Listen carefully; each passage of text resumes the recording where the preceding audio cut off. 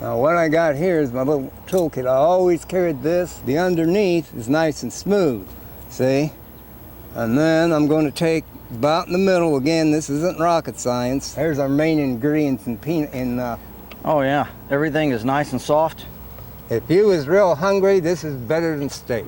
Good morning. As many of you know, we've been planning a trip for quite a while now to go and visit Craig, professional hobo for 50 years, trained over 200 riders under him, and I've compiled a whole bunch of questions that you all have asked on the community post page of the YouTube channel. And again, appreciate all of you that have contributed to that. I know that many of you are looking forward to this interview, and I think that once we get it all put together and edited, it's probably going to be 2, maybe 3 videos, and I really hope that you all enjoy it. But thanks again for coming along on the ride, and let's see what happens. And it's a hazy morning. A lot of morning fog. So some of you are probably wondering how I'm filming this while I'm driving. Well, I will make sure and put a picture in of what it looks like, my camera setup, while I am in the car. Welcome to Waypoint Survival. Today, we're with Craig. 50 years of hobo. Some of you have seen his comments on the channel and his wise words of wisdom that he shares with us about the tips and the tricks and the techniques that the hobos use to survive. Howdy all you folks out there in YouTube land. He started way back in about 1965, and for the next 50 years, he spent his time crisscrossing America. We're gonna find out more about that. Make sure and stay tuned. Yes, well, I see. There's the grocery store. So here we are. Craig and I just got back from going to the store and picking up some bread and some pork and beans. And we're getting ready to head out to the jungle and make some lunch. So. Yep.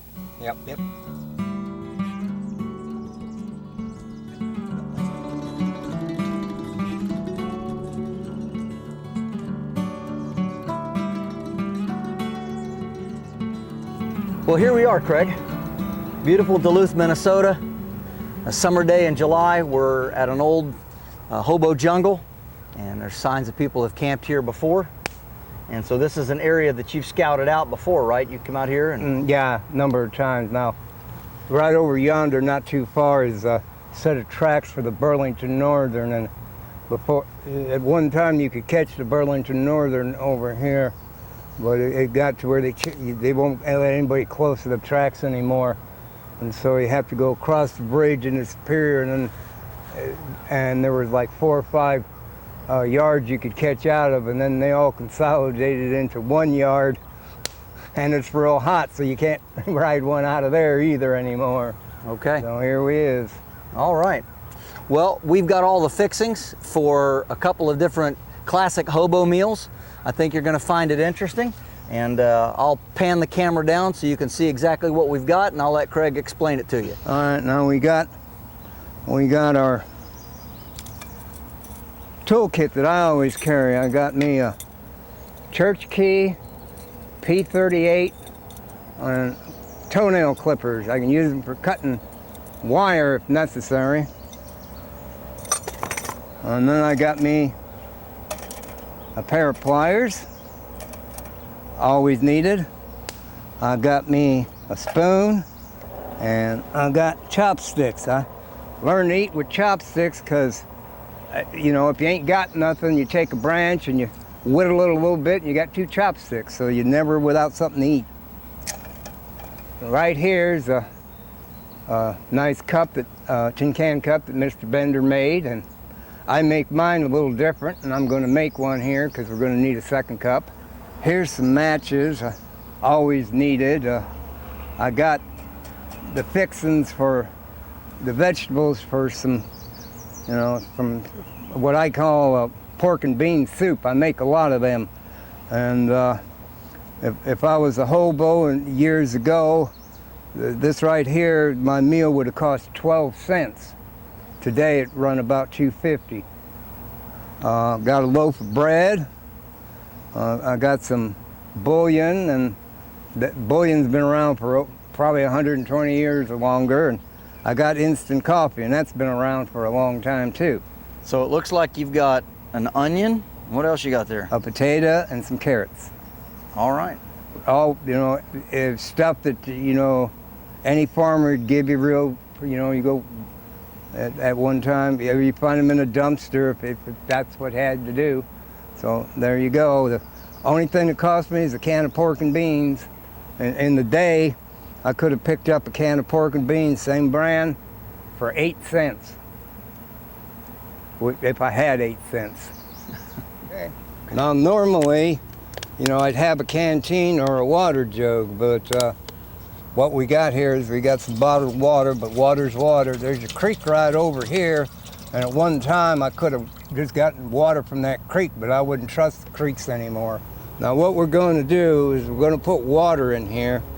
We're going to put an extra amount because we're all going to enjoy here. It's a cup of coffee, and then the hot water is going to make our stew. This way we don't need extra firewood, and we don't waste a drop of water. All right, so today I get to be the helper and put the water over the fire here. Try to keep a low, rather stealthy fire. And why is that exactly?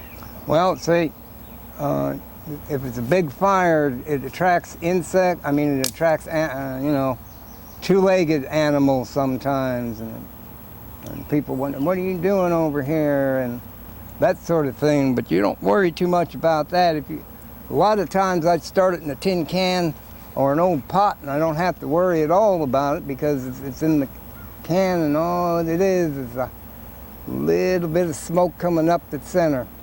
The other thing, of course, when you have a big fire, it takes a lot of wood. It does. And if you're trying to not just overdo everything, you want to make sure you got enough to boil the water, but not so much that it's going to take a lot of work to keep it going. And then, of course, you have to put it out because fire safety is important in the jungle. Oh, yeah, it is. And there's an old saying that Native Americans used to have. They say, white man builds this huge fire and nobody can get close to it to stay warm. An Indian, he has a tiny little fire and everybody huddles around it and the whole tribe stays warm. Right. It's the same with cooking. Now you can see that we've got the fire nice and hot with really dry sticks. We had quite a bit of moisture in it before, and so that's why we're getting all the smoke. Now we've got a good stealth fire going, and got a good rolling boil down in the pot. I've got good nerves if you got steady hands. All right, here we go.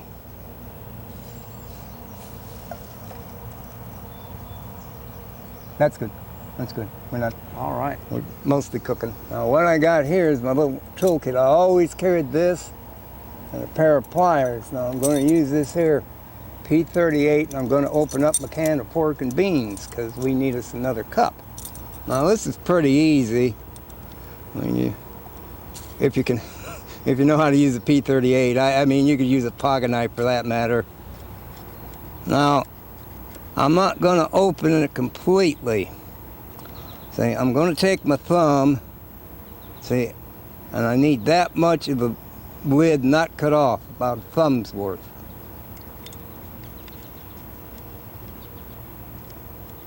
Yeah. And then, take my pliers, kind of pull her back, and then put my thumb on it again, and I'm going to bend from the top. I opened it this way.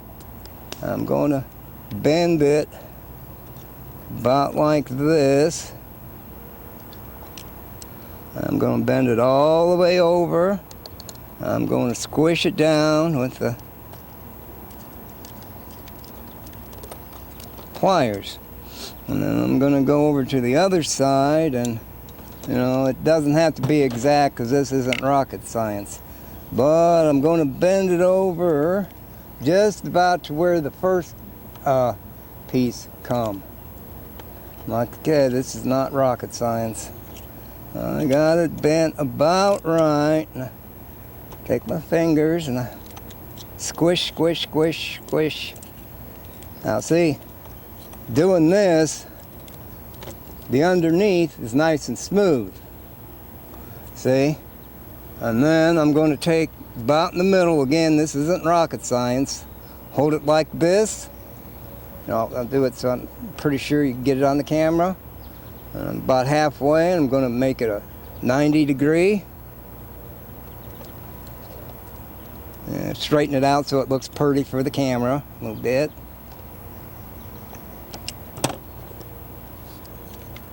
Now I got a coffee cup.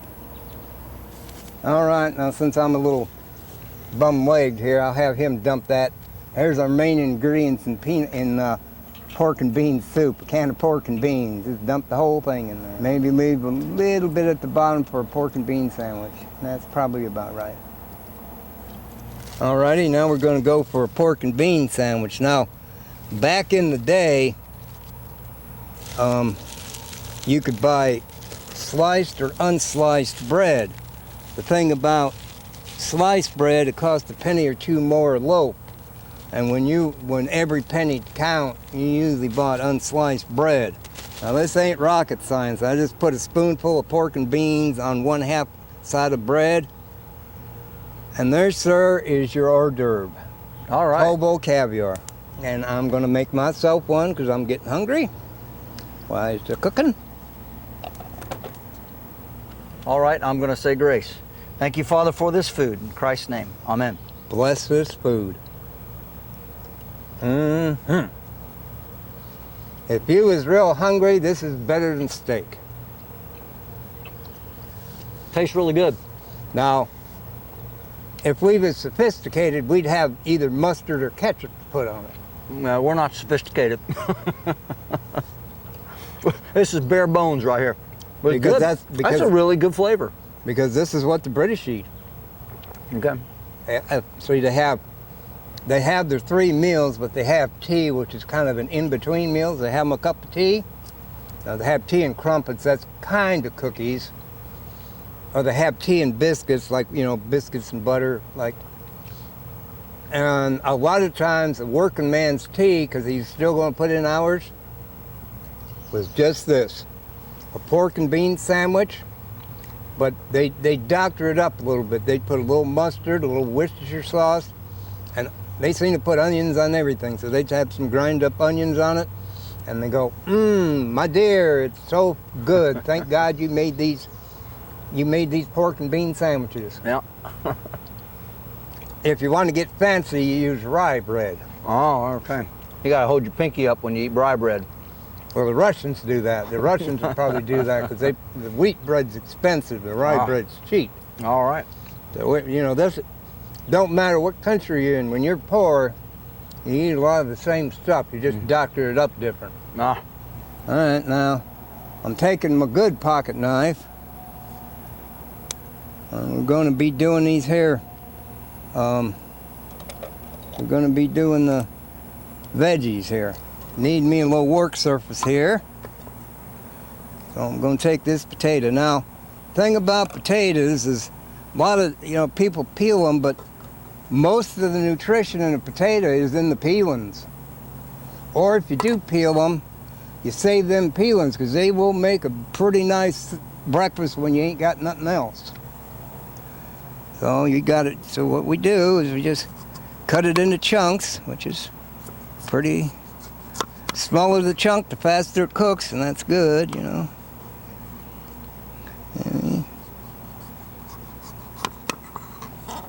then we just slice her up.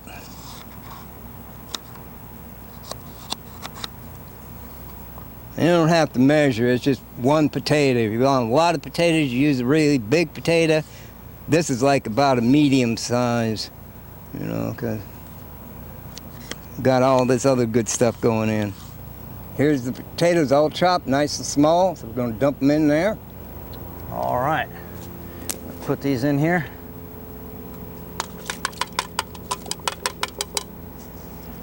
There we go. There's your Okay. cutting surface. I'm going to go ahead and lower this pot then again, since we got some victuals in there. Get it over our little stealth fire. Go. Now, see, I use baby carrots for that. If I was, I'd have a big carrot if I was a hobo. The thing about carrots, you got to peel them, otherwise they're bitter. Only time a carrot ain't bitter is when you pull it right from the ground. So, and there ain't too many people doing that. So I'm going to slice these up in small pieces, because these will take longer than anything else. That's why I'm using these here baby carrots. And they're all ready, so we're going to dump them on into the pot. All right. You gonna save that one for something? The rabbits. Okay. And there's a lot of rabbits around here, so I'm saving one for the little rabbits there. They're all over the place.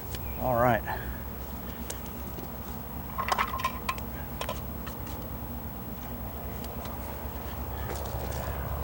There you go. Now this here is a big onion, but I usually get small onions so there's no waste. So in this case, I'm going to cut it in half with the tips.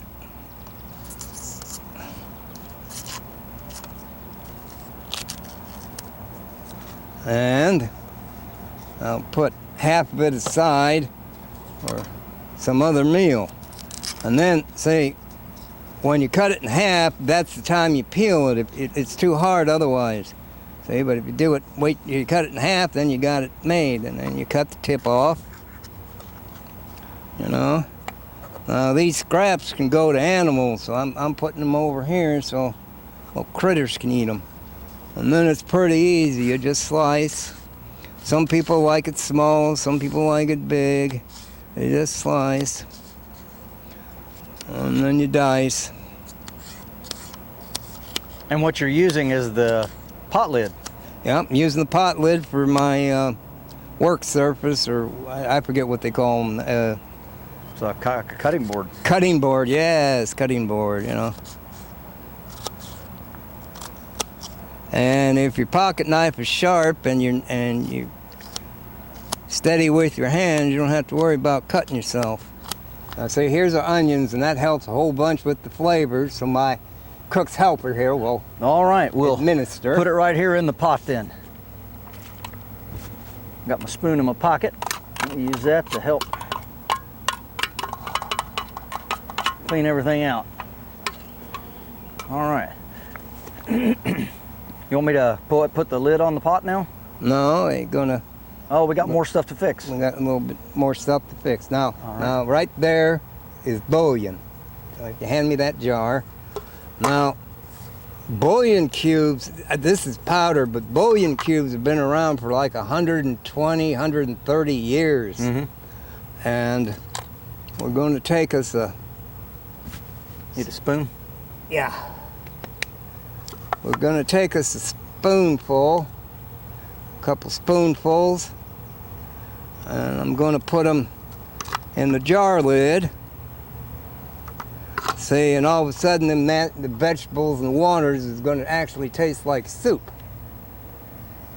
In the day, if you bought this, you bought 25 bouillon cubes, and you paid like maybe 12 cents for them, and you could make like 25 cups of soup, and if that's all you had was bouillon, you know, it was better than nothing at all.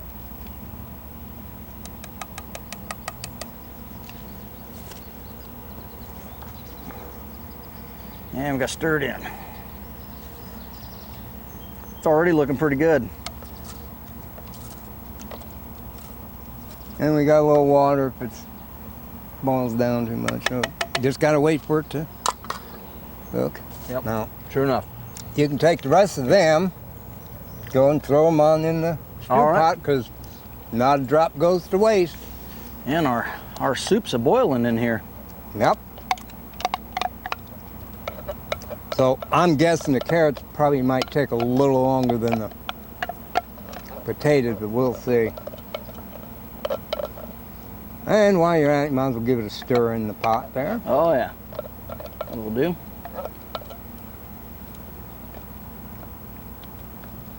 Get everything everything all mixed up good. All right, looking good. Sure ain't complicated. Right?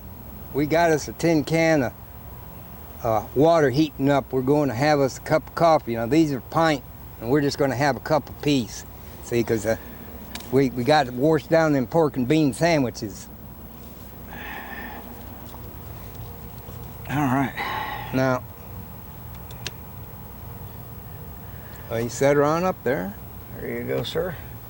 Now, this coffee is instant coffee, but I used to go to Mexico a lot, and there's no instant coffee in the world like this. And if you kind of grab that spoon there, Okay, yep. can't reach. There you go. Now it's medium. It's not decaffeinated. It's medium roast. You know, this is this is the most popular instant coffee in Mexico. In fact, if you go to a restaurant, they'll put hot water in front of you, a cup or a glass of hot water. They drink it in a glass, but we got us a cup. And okay, since it's almost a pint. We're going to put us two spoons. Come on. 2 spoonfuls of this here instant coffee. We'll stir it around, and I want you to take a sip because you never tasted this before. You go ahead and take a sip, and you're going to know what I'm talking about. All right.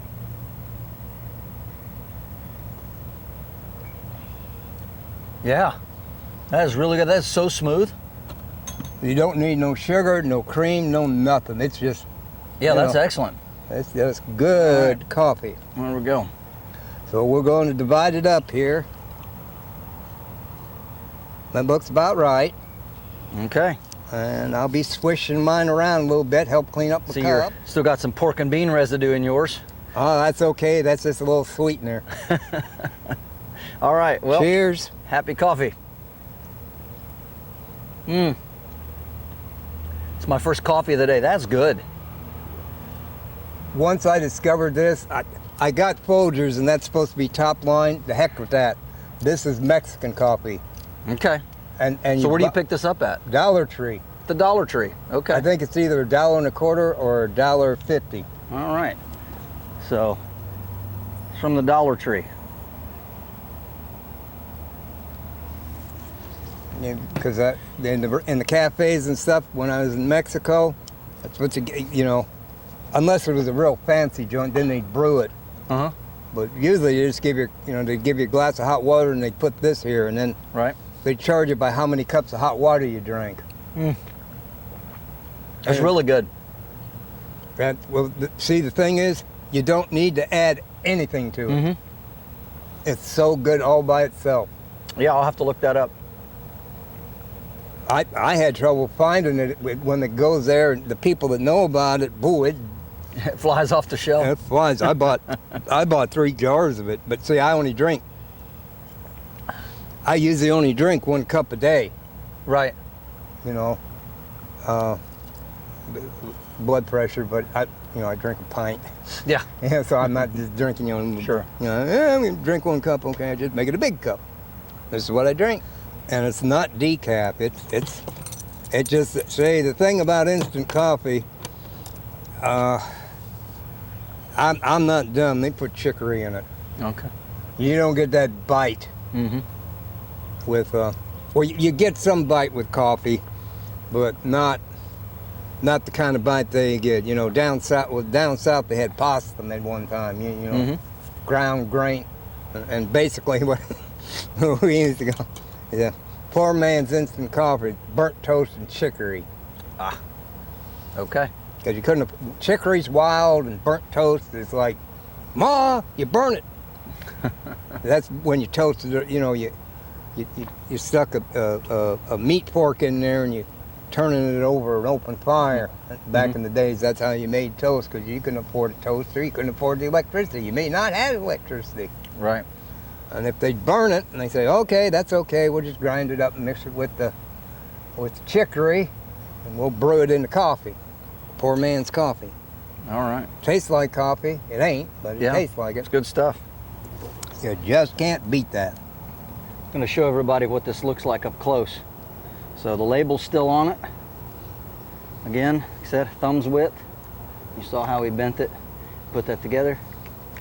Makes a nice, handy, and safe handle. Now you would also use these labels for something sometimes, wouldn't you? What would you save the labels for? Oh, if you know, if I needed, you know, you can use paper for starting a fire if you do it just right. And here's, you know, so this is what I do. You know, I'd peel her off, and in a pinch, I'd use it, even a small tin can like this for a real quick fire for a cup of coffee. And you crumple it up and you have the holes on the bottom, you throw it in there, and you start that on fire, and then you like, might take a few matches, but you throw the burnt matches in there too, because that's kindling, and then you start, okay, so now you got a little fire in there. Okay. What did you make the air holes with? Oh, that's, see, whether it be a big can or a little can, since we're going to use a plate, that's how I did it. I just took one of these here church keys. Okay, at the bottom. Yeah. One. Opposite. Two. Three. Four. And there it is. Okay, so we just punched 4 holes. And then you would stick the paper, maybe some sticks down in there, and you could use this with another can to make a little coffee then. Yep, these kind of cans are kind of weak nowadays. They don't make them as strong as they used to. You used to be able to make armor out of it, but you know, these are weak because it kind of folded in. So you use a little bit bigger one, next size up, and you go 4 at the bottom. Now see. And also at the top, you know, since this is, we're not going to be drinking anymore, so this is what I do. You take it like this, and you line them up. 1,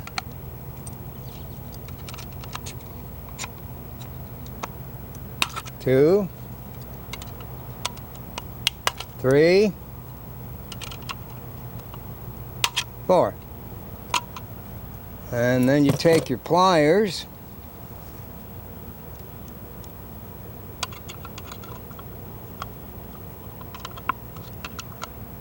bend them so you don't be poking yourself. Twist them a little bit. The bigger the can, the better this works. And that sort of thing. Something like this, I might use a tea candle or something to heat with, because it's small enough. I'm boiling water, so I'm making bouillon or tea or coffee. I'm not really cooking. See, and then the other reason that you use a little bit bigger can. Now your cook can should be bigger than your coffee cup. It really should be. Now see, this made a pretty good coffee can. I mean, cup can. It kind of bent up a bit with the holes in it, trying to use it for cooking. So you use one a little bit bigger, but it's the same design, like, you know, on the bottom, on the top. But then, see, I always carried a clothes hanger because I'd cut it up like this, using my chopsticks, and like this. And now you build a fire in there. You put the little clothes hangers in the pieces of clothes hanger. You put your coffee, your cup on top, and the fires in there are going. You put these through. You put it on top, and now you're heating up your water. And then, when it's done, you drink your coffee, and if you build it out of the right stuff, you take the wires out, and you set that right in your heater. So now you have a mini stove. I wouldn't cook a whole lot on it, but You got a mini stove, and you got your coffee cup. All right, so you have your cook set and you're ready to hit the road. Ready to hit the road. Now, if you're going to cook a bigger meal and you got other people, then you use one of them number 10 cans. But I've seen a million designs, but there is nothing simpler. 4 at the top, 4 at the bottom. Although I will add, when you're doing this, you cut the lid all the way off. You put the lid at the bottom, then you put these. You hook it in with this because you've got a double thick bottom, so it won't burn out so fast. Plus, when you flip it over, it holds heat better and you can fry on top. I mean, for a larger can, obviously. For a larger can, yeah. Okay, That's why you did that. All right. Now our Mulligan Stew ought to be done. Okay. So we had us a hors d'oeuvre of of pork and bean sandwich. We had us a nice cup of coffee. Now it's time for the main course. All right. Grab this here spoon. Oh yeah, everything is nice and soft. But a lot of old Wonderful. people didn't have teeth, and even young ones didn't because they couldn't afford dentists. Mm-hmm. So this is all time tested. All right. Yeah, Yeah, that looks absolutely delicious. Now, see, Put it down here on this grate. okay. Now see, we've got a good stew because it's for 2 people. Now, if we had more people, we'd put more water in it, it'd be more soup. Okay. All right. But what we also do, since we got bread, we're not letting the bread go to waste. What we do is we do it like the French do it. We're going to put a slice of bread in each plate. Okay. Right in the center. So you get one, and Okay. I'll get the other. All right. Let me grab the plates here. Yeah.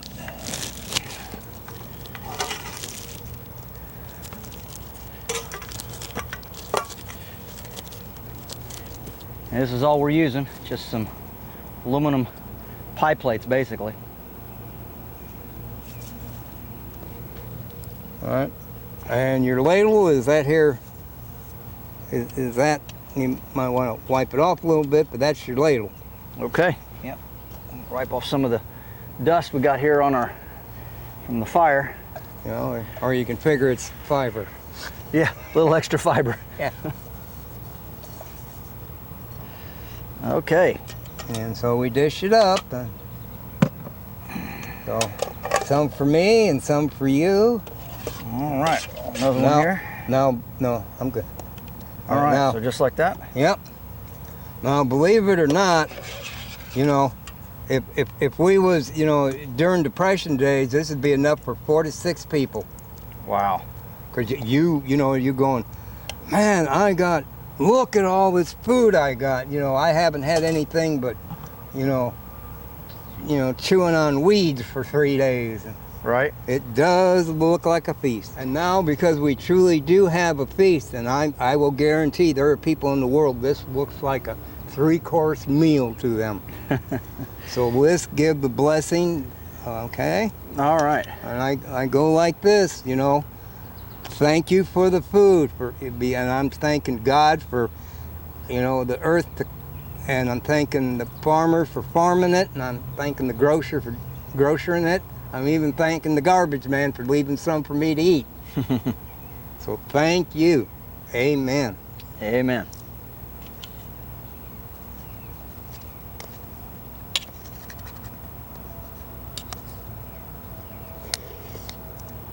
Mmm. That is absolutely delicious. And it's healthy. Wow. You get a little thin eating nothing but this, but it is healthy. Mmm. I mean, check that out. Look at that. Real Mulligan Stew, made in a hobo jungle by a professional hobo. And believe me, it tastes delicious. Mmm.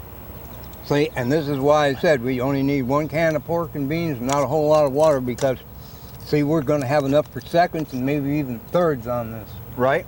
But see, like I said, this was enough for like 4 to 6 hobos. Mm. Because it might have took that many. And there's probably not that much money really here, money-wise, as far as...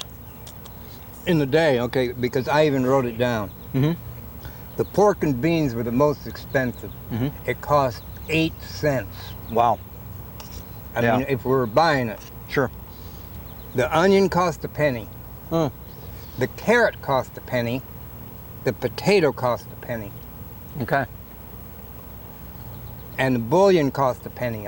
It was a fraction, but we'll just say, Sure. okay. And so the most expensive thing was the pork and beans. Right. And so, you know, some guy may have, you know, had a nickel and he had to panhandle enough to get the pork and beans. So he come back to the camp and goes, "We got supper tonight." You know, because I know Ralph here. He got some taters from hoeing corn, the rows, and this guy, you know, got a couple of carrots from the garden that he was tending. Right. Well, and often people would pay in produce. They didn't have a lot of money back in the Depression. Well, even farmers would. We'll give you some produce. Right. So this cost 12 cents to make in the day. Wow. And you could feed 4 to 6 hobos for 12 cents. And it might take that many to have the 12 cents. Right. Yum, yum. I learned how to cook at a young age, so my ma wouldn't, so ma had farmed some of the work on me. For myself, I'm pretty inventive, and one of the things I did is I started looking at what the poorest people all over the world eat. And it's some really, you know, we're talking beans, rice, tortillas, and whatever you can pluck from the garden, and that's it. And maybe you only get one meal a day. Now, I heard the importance for a lot of hobos is to make sure that your pan was something like this, like a pie plate. You wanted a deep dish so that it could hold really anything from a soup to a stew to a mulligan or anything like that. Yeah, you never knew. Sometimes all you had was bread and you had a little butter to put on it, and that's okay. You cut it up and made believe it was steak. All right, well, let's finish this up then. Mm-hmm. All right, well, Craig, this is the part that we've been kind of looking forward to. And I asked my viewers a few weeks back, a couple weeks ago, what kind of questions they'd like to ask you about your 50 years that you spent as a hobo. And that's a long time.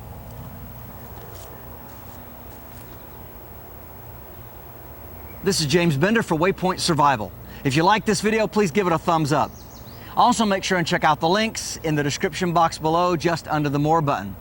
While you're down there, you'll find our link for our Waypoint Survival digital class. And this is where you can sign up and train in the comfort and convenience of your own backyard the top 20 skills that we consider to be the most important for our Phase 1 Survival and Bushcraft class. You'll also find the link for waypointsurvival.com, where you can sign up to take in-person classes at our beautiful training facility in Southern Ohio.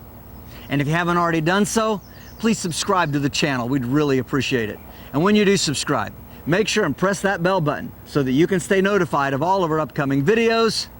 And we'll talk to you next time. Hope them rails don't rattle for you.